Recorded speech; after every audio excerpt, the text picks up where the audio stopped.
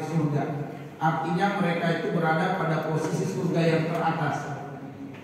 Akhirina ma atahum rabbuhum. Di dalam surga mereka akan mendapatkan apa saja yang mereka inginkan sebagai balasan terbaik Allah untuk mereka.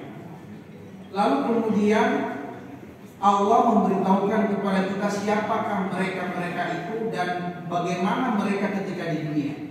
Allah mengatakan innahum kanu qabla dzalika muhsinin. Mereka itu adalah orang-orang yang ketika di dunia suka berbuat ihsan. Apa itu arti berbuat ihsan? Berbuat ihsan artinya berbuat kebaikan dengan cara yang terbaik. Apa ruang lingkup berbuat ihsan itu di dunia? Ada 3 ruang lingkupnya.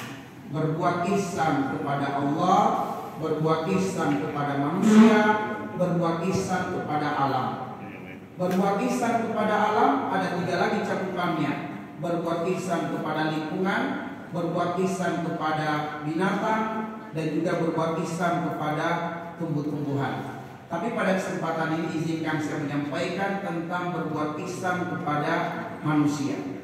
Berbuat ihsan kepada manusia ada 4 bentuk dan wujudnya. Yang pertama adalah berbuat ihsan dengan hati.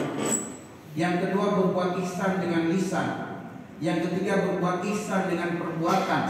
Dan yang keempat berbuat ihsan dengan harta. Berbuat ihsan dengan hati, dengan lisan dan perbuatan ini sangat erat kaitannya dalam upaya menjaga silaturahmi.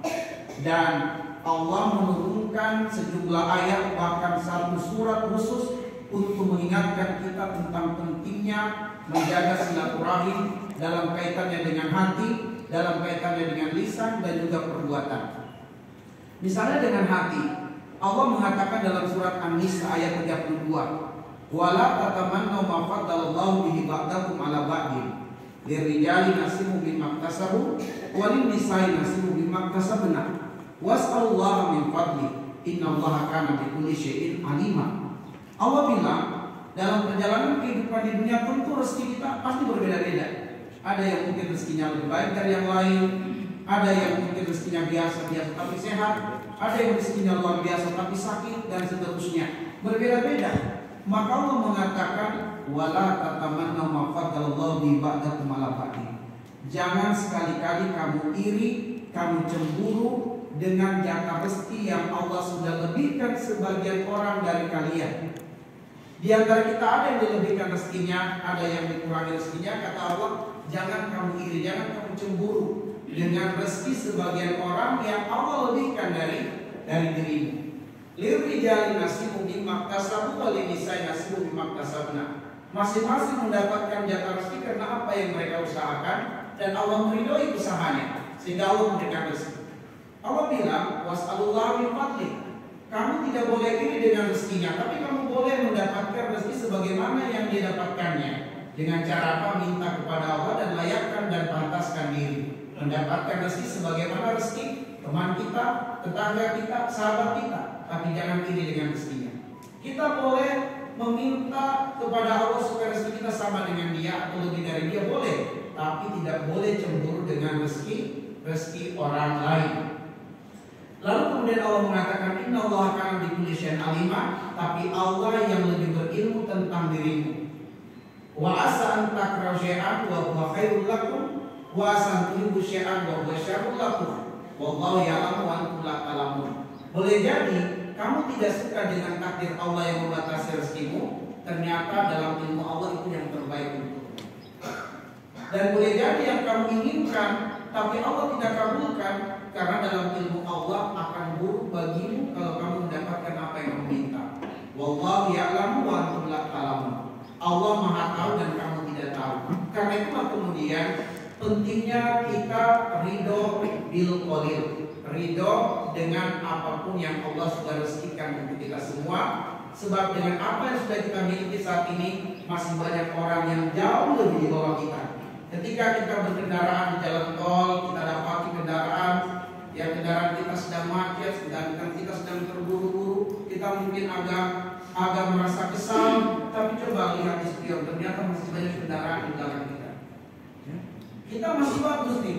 Kita merasa kita telat, kita kesal, macet, tapi ternyata di belakang kita masih lebih banyak kendaraan.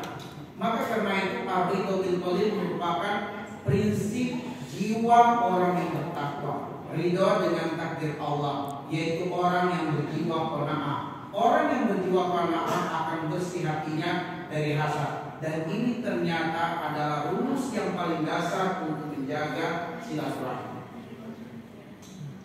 Kemudian yang kedua adalah bagaimana kita berbuat ihsan dengan lisan kita dan juga dengan perbuatan kita. Ini benar-benar turun satu surah mengingatkan kita jangan sekali-kali kamu merusak hubunganmu dengan lisan dan juga dengan perbuatanmu.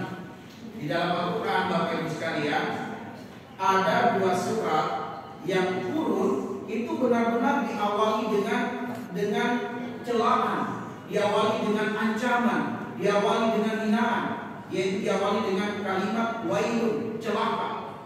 Tidak ada surah di dalam Al-Quran yang diawali dengan laknat, yang diawali dengan celaan, kecuali 2 surat di dalam Al-Quran yang diawali dengan wailun. Apa itu? Surat Al-Mutaffifin dan surat Al-Humazah. Surat Al-Mutaffifin itu adalah wailun dalam kaitannya dengan harta yang kita bahas. Tapi di sini di surat Al-Humazah adalah celaan bagi siapa saja yang merusak silaturahmi dengan lisan dan perbuatan. Wailul likulli humazatil lumazah. Kata Allah, celaka siapa saja yang menzolimi orang lain dengan lisannya dan dengan perbuatannya. Dengan lisannya dia menggibahi, dia melaknatnya, dia menghinanya, dia merendahkannya, atau dengan perbuatannya. Celaka kata Allah. Dan wailun, kalau kita buka tafsir para ulama menjelaskan wailun itu salah satu nama lembah di dalam neraka. Bahwa Allah mengancam siapa saja yang merendahkan orang lain dengan lisan dan perbuatannya berupa ancaman masuk ke dalam neraka. Maka karena itu kita jaga lisan kita jaga perbuatan kita berbuat keadilan dan tidak berbuat kezaliman.